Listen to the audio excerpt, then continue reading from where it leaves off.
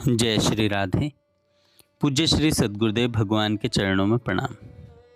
आज से हम पूज्य श्री भाई जी द्वारा भगवान नाम की महिमा की सीरीज शुरू करने जा रहे हैं। 5 मिनट में भगवान नाम का रहस्य। पूज्य श्री भाई जी कहते हैं, श्री भगवान नाम चिंतन एवं नाम महिमा के कुछ श्लोक।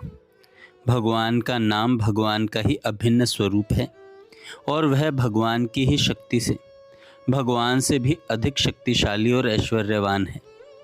जैसे किसी महान वैभवशाली सम्राट को अपने खजाने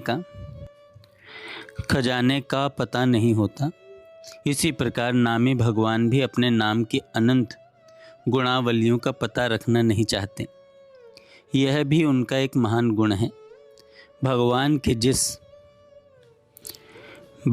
के जिस मंगलमय नाम से पंचम पुरुषार्थ रूप भगवान के प्रेम की प्राप्ति हो सकती है, उसके बदले में मोक्ष की चाह करना भी भगवत प्रेमियों ने कामना माना है। अतएव लोक परलोक की किसी भी क्षुद्र महान कामना में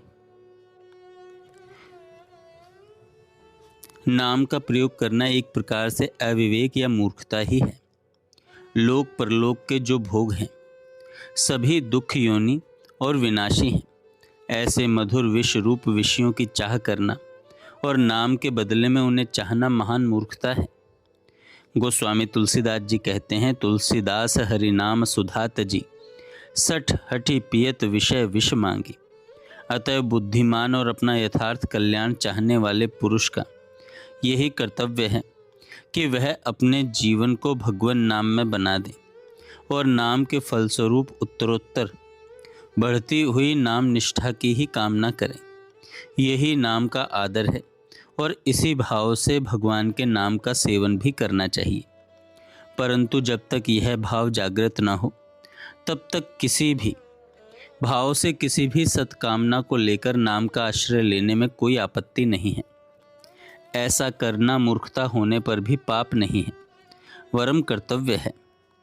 अवश्य ही जिसमें किसी दूसरे का जरा भी अहित होता हो और परिणाम में अपना भी अहित होता हो, ऐसे किसी कार्य की सिद्धि के लिए भगवान के नाम का प्रयोग कभी नहीं करना चाहिए।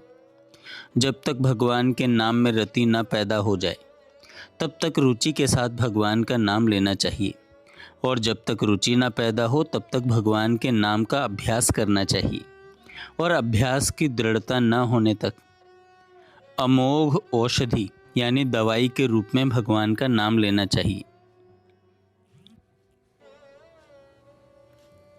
दवाई के रूप में भगवान का नाम लेना चाहिए। भगवान का नाम नित्य मधुर दिव्य अमृत स्वरूप है। उदाहरण के लिए मिश्री मीठी होने पर भी पित्त के रोगी की जीभ कड़वी होने के कारण मिश्री कड़वी लगती है, परंतु मिश्री पित्त नाश की दवा है। मिश्री के सेवन से पित्त का शमन होने पर जब जीभ का कड़वापन मिट जाता है तब मिश्री मीठी लगने लगती है, क्योंकि वह मीठी ही है। इसी प्रकार पूर्व संचित कर्म मल के कारण हमारी दूषित वृत्ति जब तक भगवान के नाम के माधुर्य का अनुभव नहीं करती बल्कि उसे कड़वा समझती है, तब तक दवा के रूप में जबरदस्ती भगवान के नाम को लेते रहना चाहिए। लेते लेते कर्म मल का शमन होते ही भगवान की सहज नाम माधुरी का स्वाद आने लगेगा। परंतु यह स्मरण रखना चाहिए कि नाम का आश्रय कलयुग में सबसे बड़ा आश्रय है।